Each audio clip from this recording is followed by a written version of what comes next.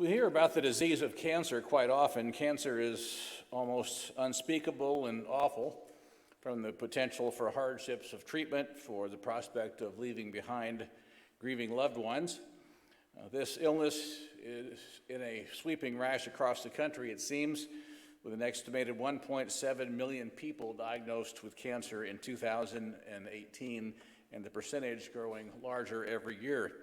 By some estimates, by the year 2050, half of all Americans will die of some form of cancer. While the emotional and physical tolls of cancer are often clear, it can be confusing exactly how cancer kills someone. Is it the cancer itself? Is it the indirect result of how it affects a person's health? Oftentimes it can be pneumonia, it can be a blood issue, or perhaps kidneys that simply don't function anymore. Cancer is fatal part of the time, not always. Some have beaten it. God has healed some of that, some from it. But we know that it is a growing disease and challenge in our country. In stage 4 cancer, the most severe form, means that the cancer has spread to distant body parts. Metastatic cancer doesn't kill people in one specific way. It often ends in a variety of avenues.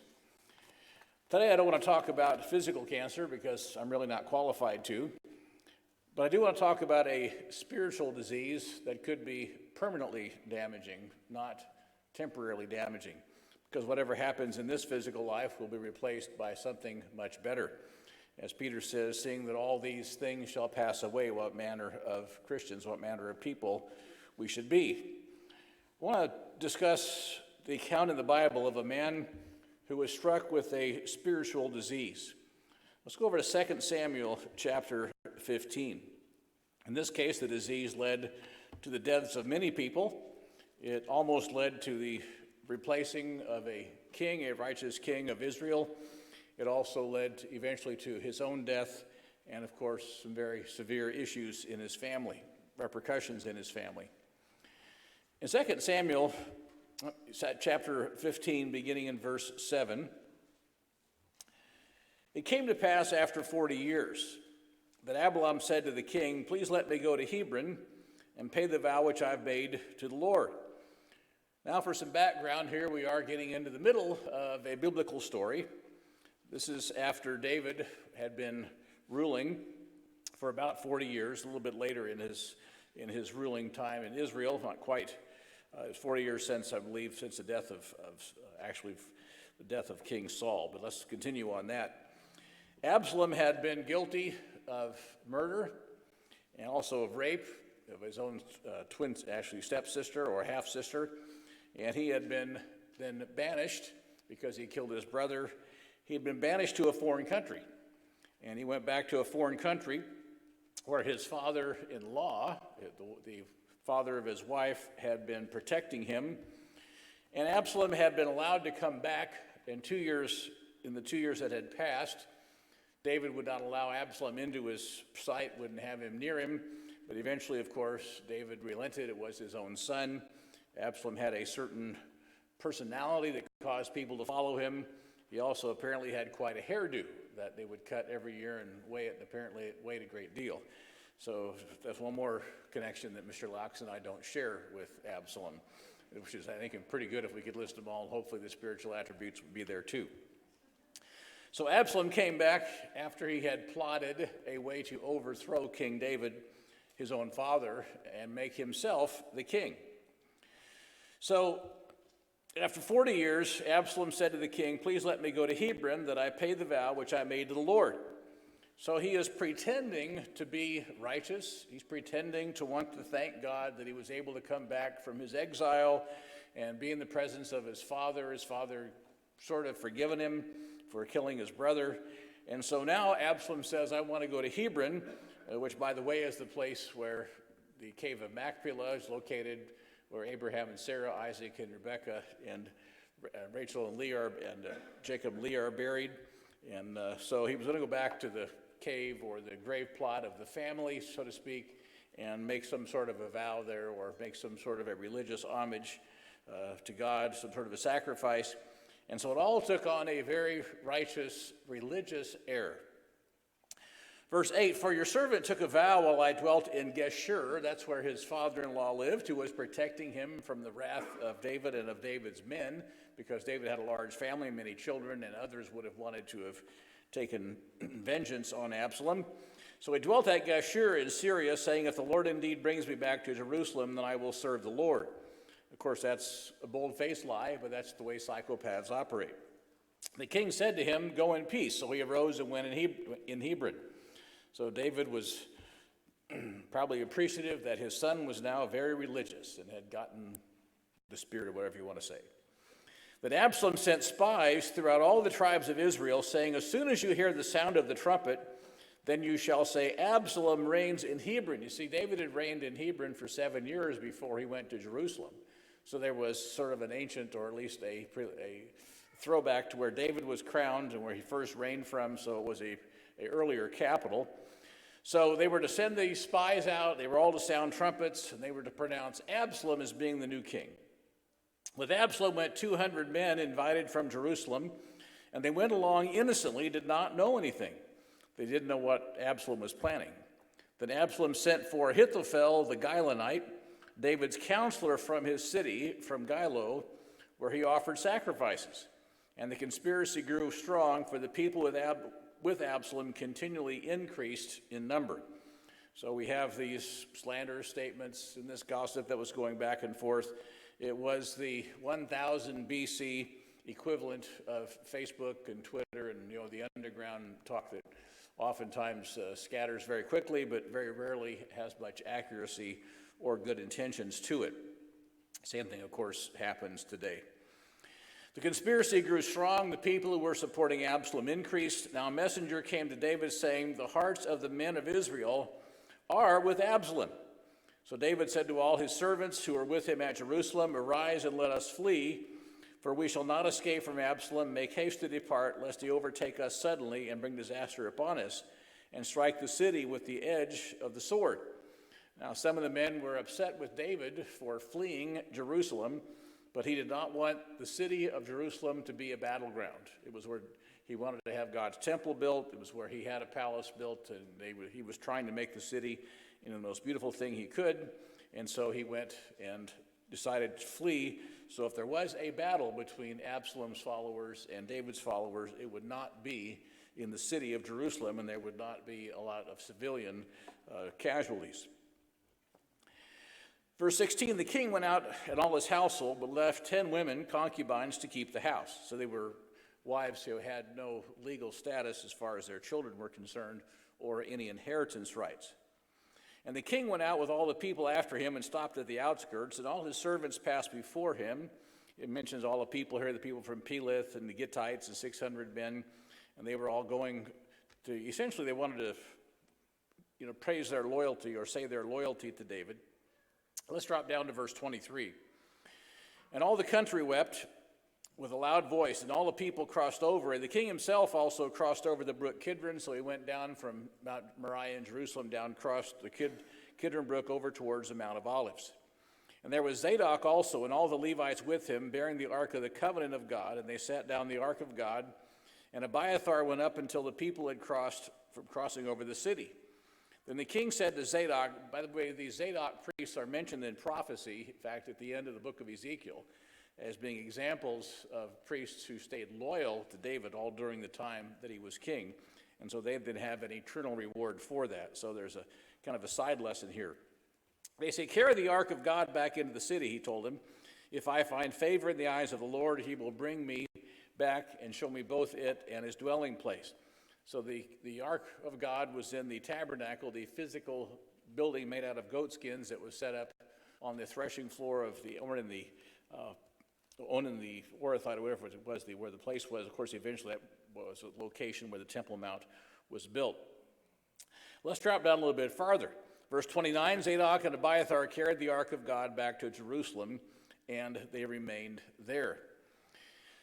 Verse 30, so David went up by the ascent of the Mount of Olives. That's that trail that goes up from the Kidron book up the ascent of the Mount of Olives. It's mentioned in the New Testament because that's the same trail that Jesus Christ rode. They never ridden before, donkey down. It says he went down the ascent of the Mount of Olives as he came over and rode that donkey. That's a type a foreview of when he's going to land on the Mount of Olives and take that ascent, the same trail down the Mount of Olives and then up to the Temple Mount. So it's perhaps a prophetic thing here in the sense that David went up from there.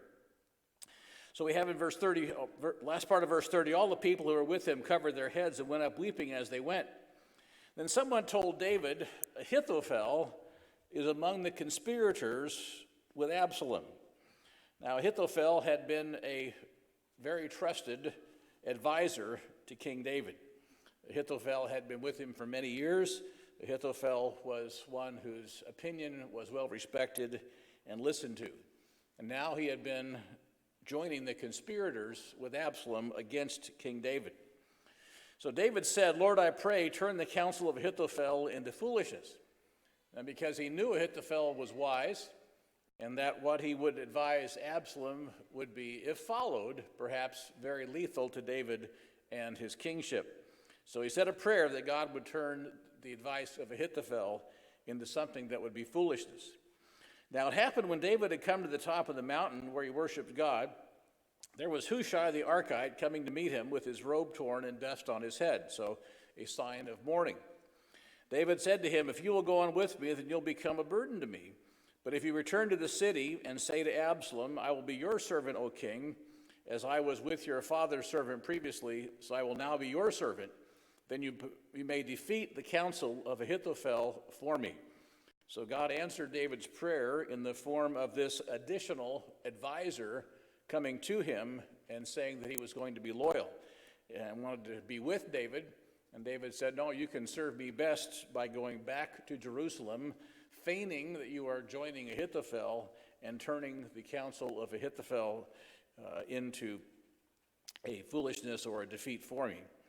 Do you not have Zadok and Abiathar the priests with you there? Therefore it will be that whatever you hear from the king's house, you shall tell Zadok and Abiathar the priests. Indeed, they have with them there their two sons, Ahimaaz, Zodak's son, and Jonathan, Abiathar's son, and by them you shall send me everything you hear. So here we have an interesting story, very tragic time for King David. Looks like he perhaps was going to lose the throne, upset by his son Absalom, who was obviously a very dishonest and, just say, evil had gotten into his heart in a serious way. Chapter 16, let's begin in verse 1. David was a little past the top of the mountain, and there was Ziba the servant of Mephibosheth, who sent him a couple of saddled donkeys, on them 200 loaves of bread, 100 clusters of raisins, 100 simmer skins, and a skin of wine. So a servant of Mephibosheth, who was one of the sons of King Saul, the last one left, was the one who had apparently a limp of some kind, and he just simply sent food and help, saying he was on King David's side. But let's drop down now to verse 15 of chapter 16. Meanwhile, Absalom and all the people, the men of Israel, came to Jerusalem, and Ahithophel was with him. So Ahithophel comes with Absalom, showing the people that the main advisor of King David is now the main advisor of Absalom, and that this is one more recognition that Absalom is now king and that King David has been deposed. And so it was when Hushai the Archite, David's friend, came to Absalom, that Hushai said to Absalom, long live the king, long live the king. So Absalom questioned Hushai, is this your loyalty, your friend? Why did you not go with your friend? Hushai said to Absalom, no, but whom the Lord and his people and all the men of Israel choose, his I will be, and with him I will remain. So he was able then to deceitfully get his way into an advisor of king, in this case, the ruling person, Absalom.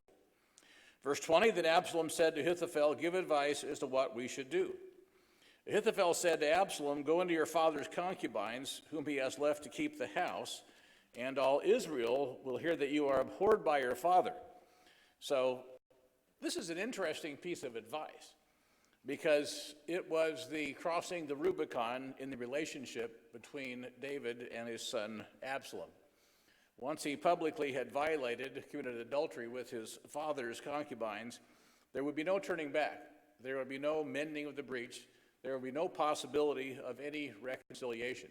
It was essentially a life or death matter. But you wonder, why was Ahithophel so angry? Why did he want David essentially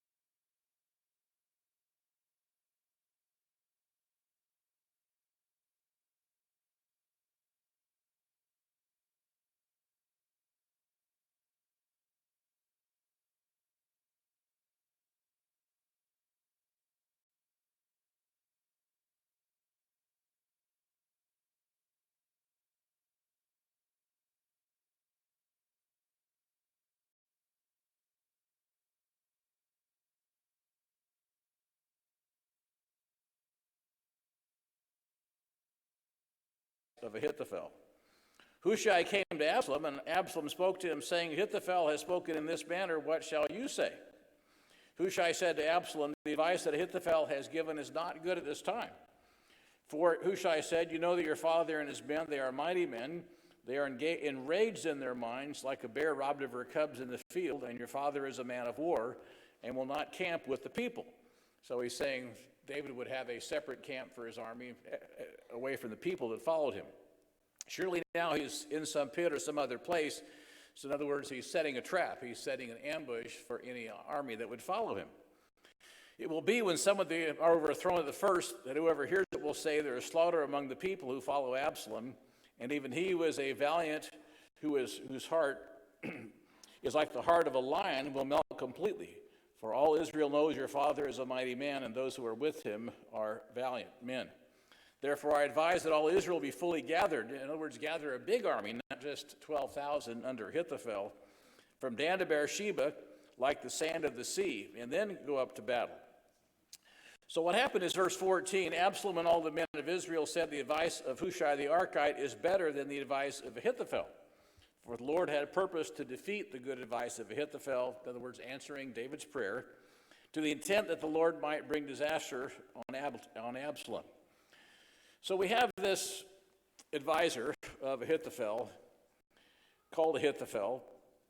Verse 15 says, Hushai said to Zadok and Abiathar the priests, thus said Ahithophel advised Absalom and the elders, and thus I have therefore advised. And so Ahithophel wanted to have David killed right away. But of course, it didn't happen. What caused the demise of this respected friend and counselor of David? A man who had for years advised the king. Nothing but good is said about Ahithophel. Well, there is a psalm that David wrote. Let's go to Psalm chapter 55. That evening, as they were contemplating from their camp what to do, David sat down and wrote this psalm when he heard that Ahithophel had turned against him. And he felt that it was the betrayal of a true friend, because it certainly had been. Psalm chapter 55, let's begin in verse 1. Give ear to my prayer, O God. Don't hide yourself from my supplication. Attend to me and hear me. I am restless in my complaint, and I moan noisily because of the voice of the enemy. Because of the oppression of the wicked, David is discussing what is happening to him. He fled Jerusalem. He's out in the desert camping. He's restless. The voice of the enemy is against him. The oppression of the wicked, says verse 3, the last part, they bring down trouble upon me, and in wrath they hate me. So he knew that there had been a tremendous hate and a desire for his life. My heart is severely pained within me, and the terrors of death have fallen upon me. There was a real fear that he would die. And horror has overwhelmed me. So I said, oh, that I had wings like a dove, I would fly away and rest. Indeed, I would wander off and remain in the wilderness. Let's drop down a little bit farther. Verse 12, he introduces Ahithophel, not by name, but by relationship. It is not an enemy who reproaches me, then I could bear it. Nor is it one who hates me, who has exalted himself against me. Thinking about Ahithophel's advice that he get an army and lead it and come and kill only David. Nor is it one who hates me, who has exalted himself against me, then I could hide from him. If an enemy had done this, I would understand that, he says, but it wasn't an enemy. Verse 13, it was you, a man my equal, my companion, my acquaintance. We took sweet counsel together and walked to the house of God in the throng. You know, being betrayed by an acquaintance is one thing. Being betrayed by a long friend is another thing, but perhaps one of the highest levels of betrayal is being betrayed by someone that you worshiped God with, maybe for many, many years. Maybe some of us have stories along that line from what happened back in the 90s, but those are probably just scars we can do best to ignore at this stage. We need to look forward and think about the wonderful things that are coming. But certainly those that walked into the house of God and thronged together to worship God caused a great deal of angst, a great deal of bitter disappointment in David, because it was not an enemy that reproached him or turned against him, but one that was his companion and his acquaintance, who took counsel with him and walked into the house of God with him. It says, let death seize them, let them go down alive into the grave, for wickedness is among their dwellings and among them. As for me, I'll call on God, and the Lord shall save me. Evening, morning, and at noon I will pray and cry aloud. So he simply is discussing that his faith is in God, no longer in this man. Verse 20, he has put forth his hands against those who were at peace with him. So Ahithophel, his advisor, put forth his hand against King David, who never did anything except be at peace with him. He has broken his covenant, because an advisor to the king must swear allegiance. The words of his mouth were smoother than butter, but in his heart was war. And his words were softer than oil, yet they were drawn swords. Verse 22, he says, cast your burden on the Lord, and he shall sustain you. He will never permit the righteous to be moved. So he's simply saying that no longer did he have Ahithophel, no longer did he have that advisor. But God would sustain him. And then later he would say, verse 23, he ends with saying, you, O God, shall bring them down to the pit of destruction. Bloodthirsty and deceitful men shall not live out half their days, but I will trust in you.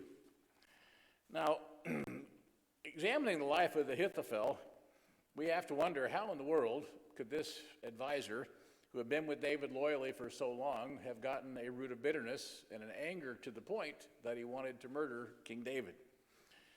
Well, again, we have to go here a little and there a little. Let's go back to 2 Samuel 20, named Eliam. In 2 Samuel 11 and verse 3, David sent and inquired about the woman. This is Bathsheba. Why was Bathsheba anywhere near the temple complex? Why was she bathing in a public area? So David sent and inquired about the woman, and someone said, is this not Bathsheba, the daughter of Eliam, the wife of Uriah the Hittite? So Bathsheba was the granddaughter of Ahithophel. His son was Eliam, and that was his daughter, and she had married Uriah the Hittite.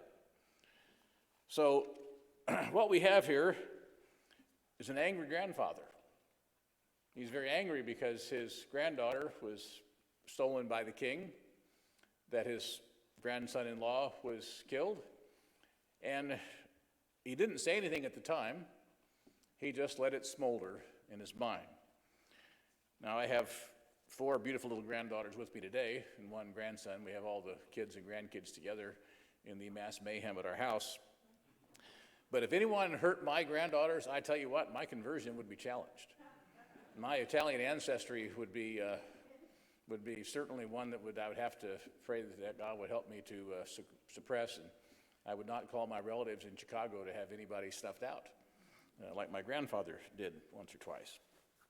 That's not untrue. At any rate, I pray no one ever hurts my granddaughters in any way. But we have this granddaughter of Ahithophel, and he was apparently stewing on it for a long, long time. And I hope that it can be a lesson for all of us, because his end of his life was very sad. Let's go to 2 Samuel chapter 18. 2 Samuel, actually, let's just go to 17. 2 Samuel chapter 17 will continue this story about this evening or this night when David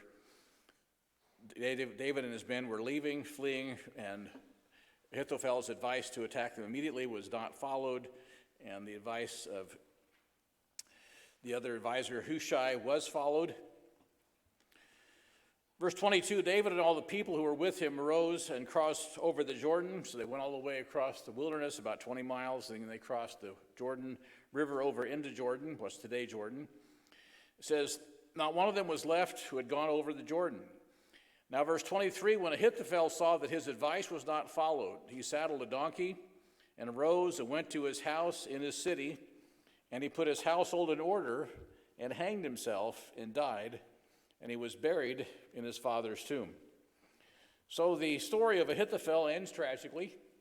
The story of Ahithophel is one that hopefully is not repeated very often in human history.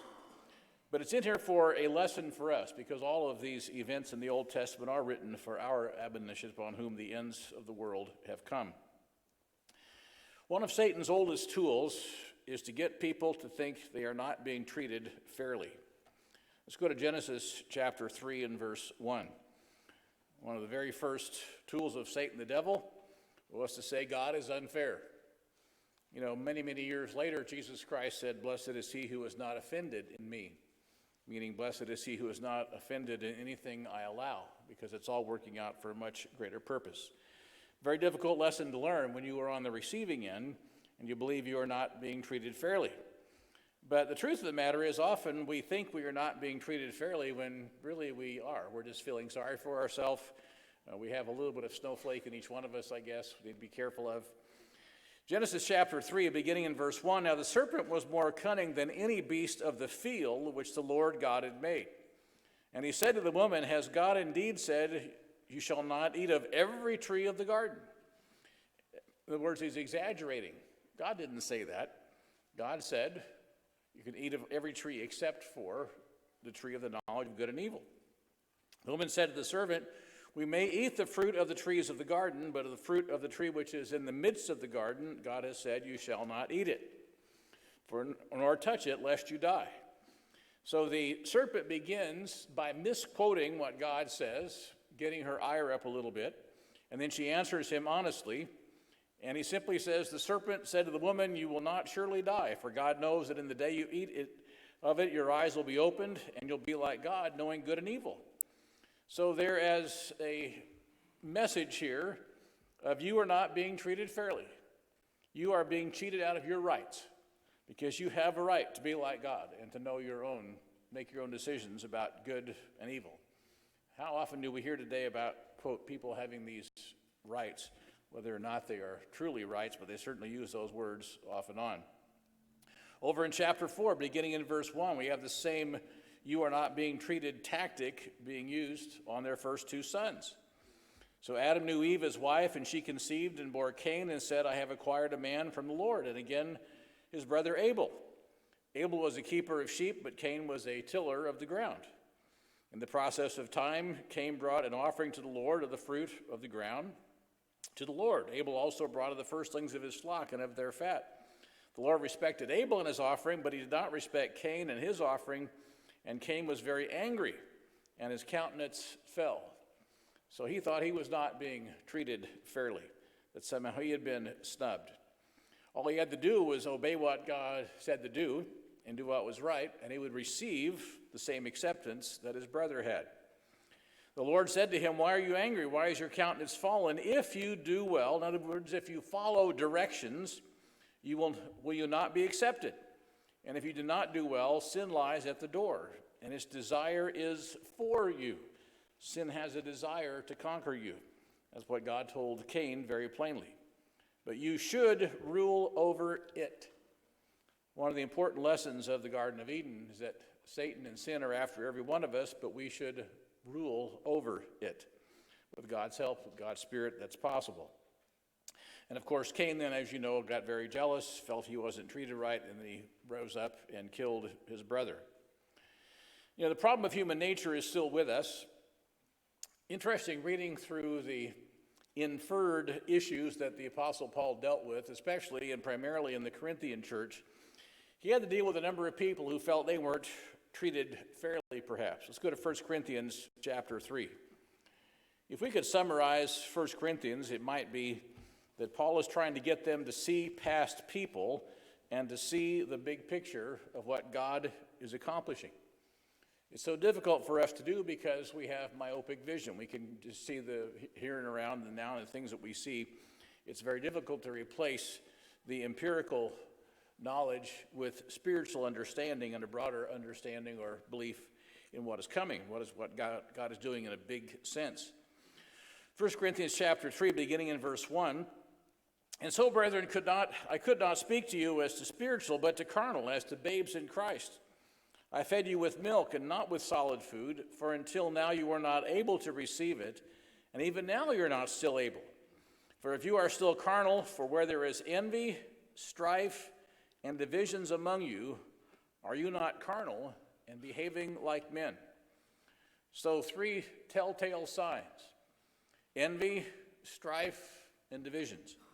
Perhaps telltale signs that the attitude of growing resentment that we see in Ahithophel is still a tool that Satan uses and can still affect brethren who attend God's church. He says, I fed you with milk, but look what we have. We have envy, people who are jealous of each other, thinking they should have gotten what the other person has, strife, and divisions among you, people who follow men instead of following God. When one says, I'm of Paul, another says, I'm of Apollos, are you not carnal? Who then is Paul and who is Apollos, but ministers through whom you have believed, as the Lord has given one to another? I planted, Apollos watered, but God gives the increase. So then neither the man who plants is anything, nor he who waters, but it is God who gives the increase. A very important lesson that we are not players necessarily in God's plan. We are spectators, and we are watching to see how God gives the increase. Now he who plants and he who waters are one, and each one will receive his own reward according to his own labor. For we are God's fellow workers, and you are God's field, and you are God's building. So he pointed them to a much bigger picture than just people or what people were doing. He has an effort to see past the men involved and to focus on the big picture. People apparently found their own favorites. It's easy to find our own favorites. Some speakers we like better than others. Some personalities tend to connect with ours better than others. But the sin of the Corinthian church, that they took that to not just a favorite, but to a follower of that person level. You know, we could spend hours of time on various Bible examples of people who became resentful or offended. We could talk about Korah and Balaam in the Old Testament. Balaam was jealous. Korah was very jealous. He didn't have a higher position. Even Aaron and Miriam, the brother and sister of Moses, were for a short time led into this, very deadly, very serious problem. Their examples are ones that we are warned about in the New Testament. Let's go over to first, though, Proverbs chapter 17 and verse 9. There are so many proverbs that guide and direct our lives, and there's a chapter for every day of the month. And we used to advise people just to read, one chapter of Proverbs every day. To see, tomorrow was the 11th, so I guess we should be reading the 11th chapter of Proverbs if we're going to follow that. I haven't done that in years, but perhaps it's a good thing to get back to. We certainly did it for quite a few years in college. Wish I could have learned a little bit better, but at any rate, we're all still on that same path. Proverbs 17 and verse 9, he who covers a transgression seeks love, but he who repeats a matter separates friends. If God did not cover our transgressions, we would have no hope. We would have no possibility of ever being in his kingdom or having ourselves forgiven. So learning to cover a transgression is a way of seeking love. And oftentimes we have to do that. We have to just cover. We have to just not even notice perhaps that something was done wrong. It's easy to do with your grandkids, not quite as easy with your own children. Certainly it should be very simple with our spouse. God tells us to love our wives, not be bitter against them, and simply overlooking the things your wife does or your husband does wrong can be a very beneficial thing. I learned that the hard way. Actually, I learned it confession time. I have to be very careful. So I came home in Alaska one day, and that's the only time in our life when we actually parked both vehicles in a garage. Now we just have big junk piles in a room, and outside we park our cars behind these great big doors. So came home one day, and I see the Suburban is wedged between the smashed bottom panel of a garage door and the ice that had built up as we came out of the garage. So I knew that I hadn't done it because I was driving my truck. So I walked inside, and my wife's sitting there. She says, the door didn't go all the way up, or it went up and came back down, and I smashed, So I said, well, fine, it happens to everybody, no big deal. And I was so proud of myself, I didn't say anything. So we got it fixed. Had the garage guy come out, and he charges about as much for a new door just to repair that one bottom panel, replace it. So no more than a week later, I was backing the truck out of the garage, which had a nice big canopy on it. And so I punched the button, there goes the door, I hit the gas, and I took out the bottom panel that had just been replaced in the garage door. I said, yes, I didn't yell at her, so she can't yell at me. So we sort of paid each other this proverb. We both covered transgressions. We didn't say anything, and it turned out okay. And it would have been a real sad thing if I had gotten on her case for driving into the garage door when a week later I did the same thing. So just remember that, men. Be very, very careful about pointing out your wife's faults. This proverb says, cover a transgression, and that will then be something that seeks love. And that's, of course, what you want in a family. Chapter 18 and verse 19. A brother offended is harder to win than a strong city. And that may have been the case with Ahithophel. He was offended, but he kept it hidden. He continued to serve as an advisor for who knows how many years to King David. And he pretended. He worshiped with King David. He wasn't honest about his feelings. If he had been, perhaps he should simply have resigned his post after the affair with Bathsheba took place, and he would have gone somewhere else and done something else. But instead, he was essentially dissembling. He was pretending to be one thing when in reality his heart was another. So a brother offended is harder to be won than a strong city, and contentions are like the bars of a castle. They set up barriers between people. I want to go over to Romans chapter 13 because there's a problem addressed here. Is at the end of a discussion about dissension and jealousy, something that we have to be on guard and to monitor our thoughts to see if we show any symptoms of those things. Romans chapter 13 and verse 8 says, owe no one anything except to love one another. That's your greatest debt because God loved you enough to forgive all of your sins and transgressions. So your greatest debt is to love one another and to return that love to God that he's shown to us. For he who loves another has fulfilled the law. And of course, love oftentimes results in transgressions being covered over. For the commandment said, you shall not commit adultery, you shall not murder, you shall not steal, you shall not bear false witness, you shall not covet. And if there is any other commandment, all are summed up in this saying, namely, you shall love your neighbor as yourself. So he is admonishing these people in the Roman church that they needed to show a little better conciliatory affiliation for each other. That the summary of all the commandments was in the way that they would be treating each other. And each of these commandments revolves around how we treat our fellow man. Love does no harm to a neighbor, therefore love is the fulfillment of the law. And do this, knowing the time that is now high time to awake out of sleep, my favorite verse to read during the last part of a sermon. For our salvation now is nearer than when we first believed. And that is true. Our salvation is nearer than when we first believed. Even though when we first believed, perhaps we thought salvation was very near. Many thought that Christ would return long before now. The night is far spent and the day is at hand.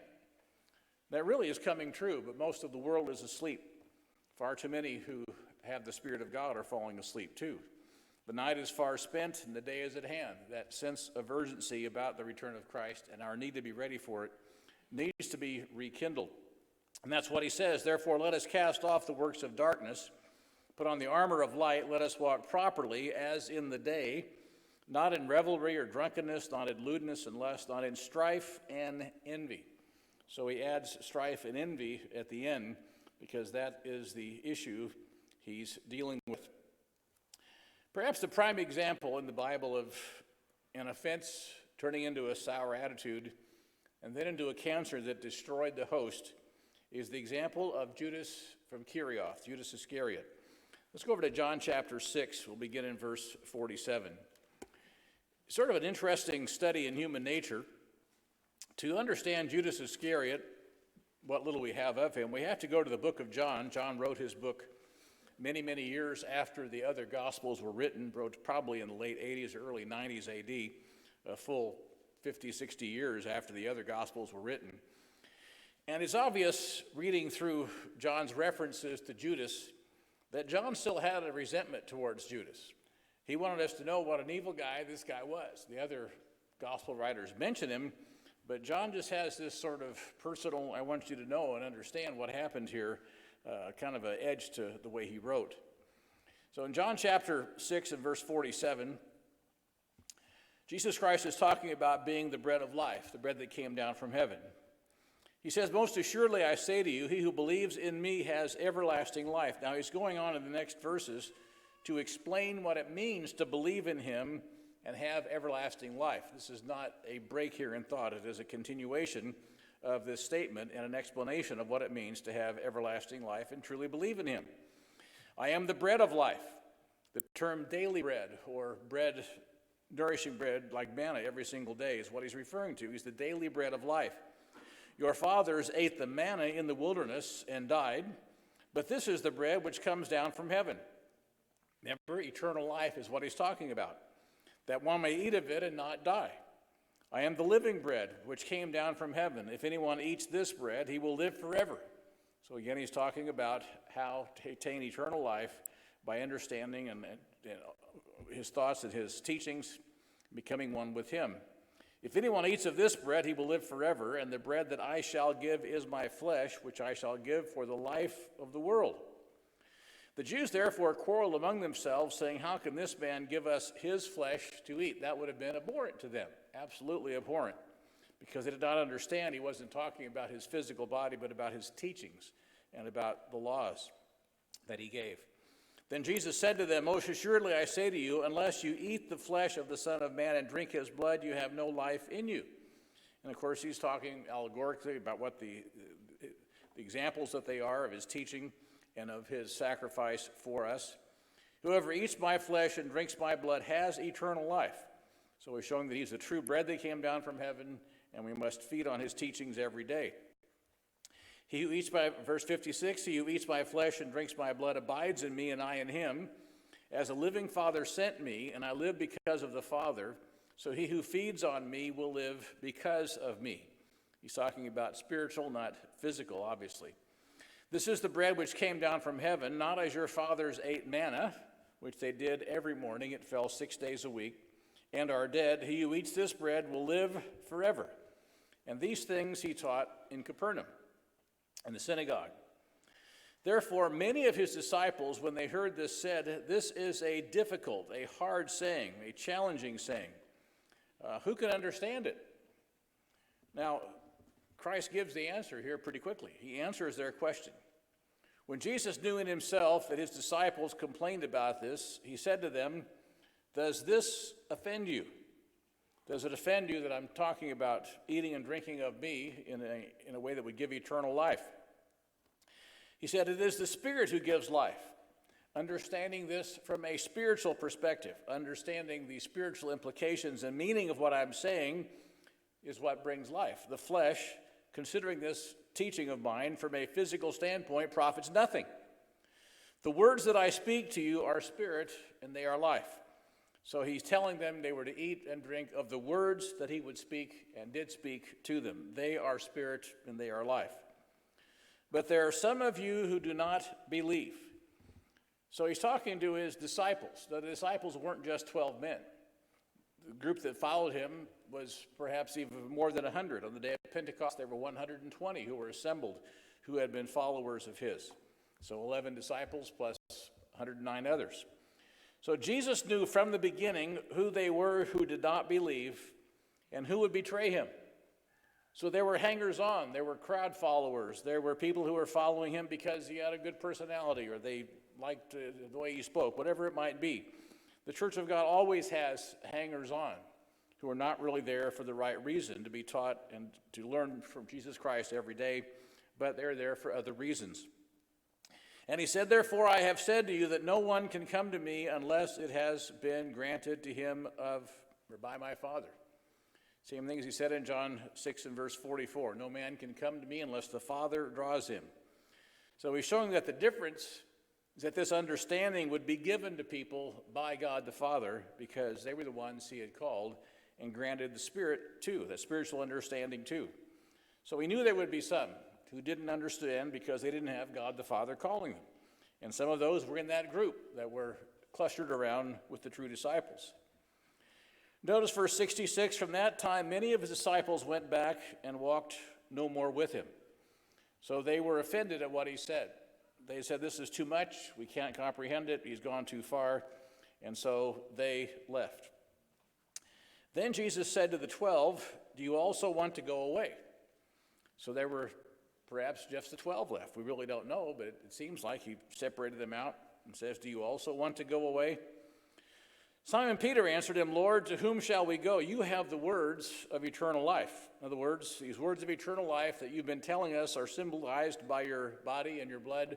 We want to have.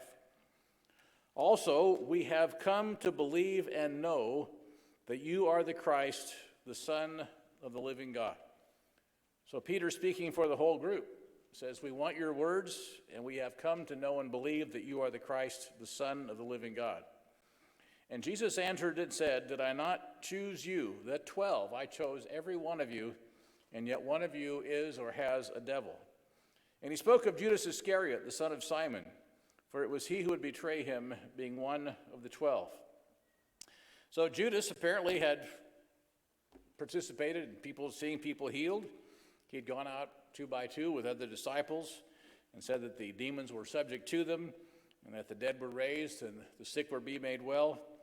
But yet he got into an attitude that ate on him, that he massaged as a growing root of bitterness, and eventually he betrayed his master and Savior, the one he knew was the Son of God. Down in John 12, in verse 1, this really is the telltale section of Scripture about Judas. It shows that he was looking for things to be offended at. Do you ever know people like that? They're got this critical edge, and they're just looking for something that they can disagree with. Perhaps they're finding fault with the ministry, or they're finding fault with the management of the church somehow, or they're finding fault with something. And so they're just always on the edge, hoping to find something to be, it's kind of like the guys with the electronic metal detectors going around the city parks and all that. They're trying to find something that's of gold or some value of some metal. So we have some mindsets like that. Sad thing to see, because the constant critics don't ever accomplish much, but they certainly are going to be with us until Christ returns. John chapter 12, verse 1, 6 days before the Passover, Jesus came to Bethany, where Lazarus, who had been dead, whom he had raised from the dead, and they made him a supper, and Martha served, but Lazarus was one of them who sat at the table. So here's this guy that had been dead 4 days. He stunk. His body was completely decaying, and now he's alive. What a powerful, powerful example. What evidence would anyone need more than that this was the Son of God that he was sitting next to? They made him a supper, and Martha served, but Lazarus was one of them who sat at the table. Mary took a pound of very costly oil of spikenard, so an oil that was used to anoint the dead, and also perhaps for some other reasons, the cosmetic reasons, whatever. They anointed the feet of Jesus and wiped his feet with her hair, and the house was filled with the fragrance of the oil. Now, the other disciples would have recognized this as simply an acknowledgement. She's very thankful that Jesus healed her brother, brought her brother back to life, resurrected him. And she was just showing her appreciation, perhaps, and thanking him. But verse 4, one of the disciples, Judas Iscariot, Simon's son, who would betray him, said, why was this fragrant oil not sold for 300 denarii and given to the poor? You see, his mindset was he was hoping to find something to be critical of, hoping to find some fault to accuse Jesus Christ of. And of course, it's always couched in self-righteous religious terms. Why didn't we just sell this and give it to the poor? Verse 6, he said this not that he cared for the poor, but because he was a thief and had the money box and used to take what was put in it. So Judas's mindset there is an attitude that we want to simply avoid. We don't want to ever if we find ourselves getting in this sort of critical approach, to ask God for forgiveness and to look at the big picture, the real positive things that God is allowing and doing in our lives and the lives of so many others. I want to go over to 1 Peter chapter 4 and verse 7. 1 Peter chapter 4 and verse 7 as we begin to wind down. We are living in serious times. We are living in times when all around the world there could be explosive situations.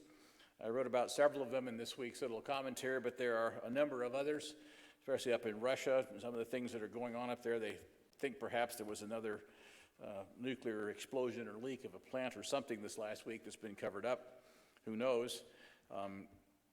But in 1 Peter chapter 4 and verse 7, he says, the end of all things is at hand, therefore be serious and watchful in your prayers. Peter's admonition, as we see the day approaching, as the end of all things is getting closer, is to be serious and watchful in your prayers. Above all things, have fervent love one for another. And that's the real cure for having a root of bitterness or an attitude that is a growing hostile attitude that would eat us.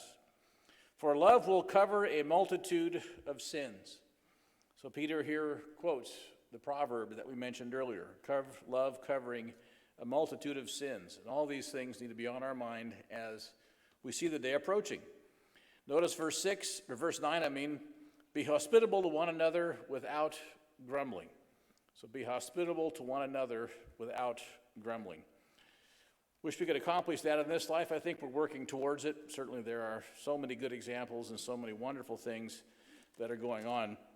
There's a lot positive to be, I think, just very appreciative of, but also knowing there's a better world coming, and hopefully coming fairly soon. Revelation chapter 12, let's begin in verse 9. Satan the devil knows that he has but a short time. He doesn't have much left. He knows that his days of ruling this society and being the kind of individual evil influence he has is about to come to an end. Revelation chapter 12 and verse 9, so the great dragon was cast out, that serpent of old, called the devil and Satan, who deceives the whole world. And he was cast to the earth, and his angels were cast with them. And notice the time frame. A loud voice says in heaven, now salvation and strength in the kingdom of our God and the power of his Christ have come. For the accuser of our brethren, who accused them before God day and night, has been cast down. Now, how do we overcome those accusations? They overcame him by the blood of the Lamb, because we may very well have been guilty of doing those deeds that he accuses us of, but God the Father says that's been covered up by the blood of the Lamb, by the sacrifice of him that made that forgiveness possible. And by the word of their testimony, living according to the testimony of Jesus Christ, the words he gave to us that are the words of life that we are to live by every day and eat and partake of every day. They did not love their lives unto death. So they loved something much bigger, something much greater, until the point that they finally died, and then we're waiting for their resurrection and their final reward. I think it's fitting, let's end the day over in Hebrews chapter 12. Hebrews chapter 12 warns us about not having an offense that would cause any sort of a root of bitterness to grow in us. Because a root of bitterness doesn't just hurt the person we're bitter against, but it hurts everyone. It hurts our entire life. It hurts everything about us. Hebrews chapter 12. Let me see. Let's stop over in let's drop down to verse 12. Therefore, strengthen the hands which hang down. So the weak parts, the parts where we might be fatigued, the times when we are not as strong as we should be, strengthen those, identify those, and make them strong. And the feeble knees, make straight paths for your feet, so that as the lame may not be dislocated, but rather healed. Pursue peace with all people and holiness, without which no one will see the Lord. So pursuing peace, not harboring attitudes or resentments or hurt feelings, but instead pursuing peace and holiness, without which no one will see the Lord. We cannot see the Lord if we have what it mentions here in the next verse. Looking carefully, monitoring ourselves, asking ourselves what are our thoughts and our attitudes about everything, people, God, what Christ is allowing, what other people have done. Looking carefully lest anyone should fall short of the grace of God, lest any root of bitterness springing up cause trouble, and by this many become defiled. The story of Ahithophel is summarized in that sentence. That root of bitterness sprang up, caused trouble, many became defiled, a number became dead. In fact, Ahithophel became dead. So we need to learn that lesson, that we are to pursue peace with all and look carefully lest anyone should fall short of the grace of God, because we allow that type of a bitterness to come in. And then he mentions in verse 18, you have not come to the mountain that may be touched that burn with fire, and blackness and darkness and tempest, and the sound of a trumpet and the voice of words. Drop down a little bit farther, verse 22, you have come to Mount Zion, the city of the living God, the heavenly Jerusalem, and to an innumerable company of angels. What he's saying in there is, let's look at it from a spiritual perspective. Consider the final end of what we are doing, which is the heavenly Jerusalem. To the general assembly and church of the firstborn who are registered in heaven. So consider that those who are also members of God's church have their names written in the book of life, registered in heaven. To God, the judge of all, to the spirits of just men made perfect. To Jesus, the mediator of the new covenant, to the blood of sprinkling that speaks better things than that of Abel. See that you do not refuse him who speaks, because he is speaking to us today through these words and telling us not to have a root of bitterness, not to become angry, not to become resentful, but to let God work those out, because he is certainly the one who says, vengeance is mine. And if we do that, hopefully we will avoid Ahithophel's sin and will live a life of forgiving others.